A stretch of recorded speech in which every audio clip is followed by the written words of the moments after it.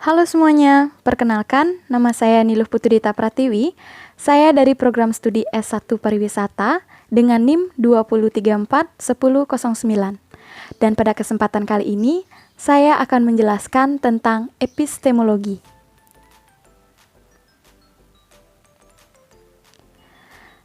Epistemologi adalah teori pengetahuan studi filosofis tentang hakikat, asal-usul, dan ruang lingkup pengetahuan. Setelah itu, ada ahli epistemologi. Ahli epistemologi dibagi menjadi dua, yaitu ahli epistemologi klasik dan ahli epistemologi kontemporer. Ahli epistemologi klasik dan kontemporer telah memperdebatkan tiga hal, yakni yang pertama, terdiri dari pengetahuan apa, misalnya keyakinan sejati yang dibenarkan.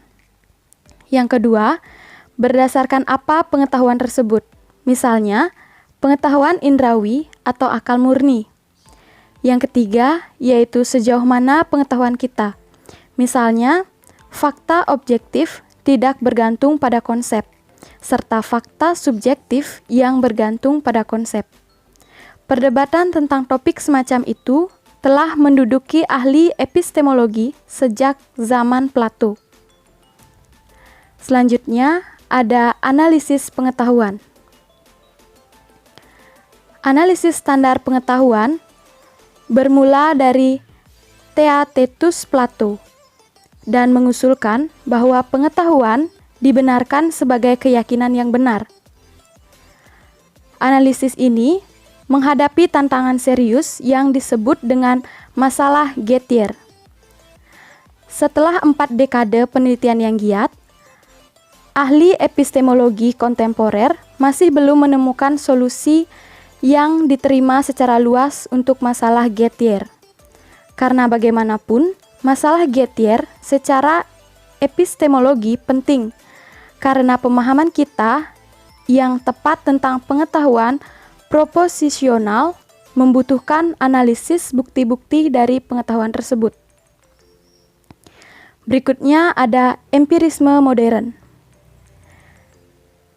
Epistemologi akal sehat Russell bertumpu pada empirisme, pandangan bahwa masukan empiris dari indera, misalnya pengamatan visual, auditori, sentuhan atau gustatory, adalah bukti yang sesuai untuk pengetahuan asli.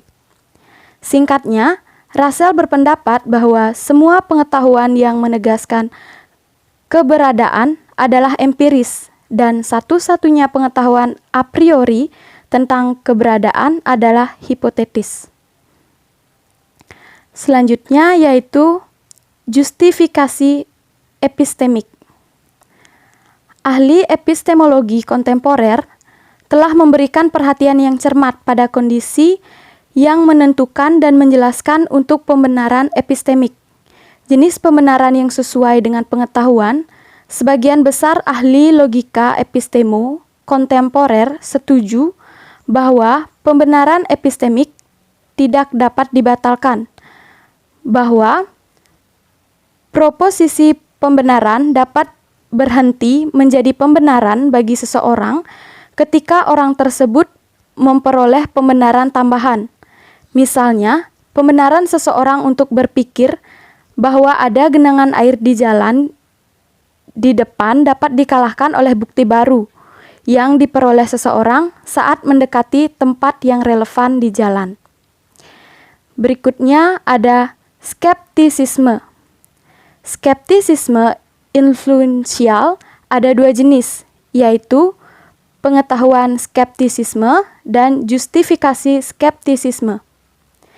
Skeptisisme pengetahuan yang tidak terbatas menyiratkan bahwa tidak ada yang tahu apa-apa, dan skeptisisme justification yang tidak dibatasi menyiratkan pandangan yang lebih ekstrim bahwa tidak ada yang dibenarkan dalam mempercayai apapun. Baiklah, itulah hasil presentasi dari saya. Bila ada kesalahan dalam presentasi, saya mohon maaf. Sekian dan terima kasih.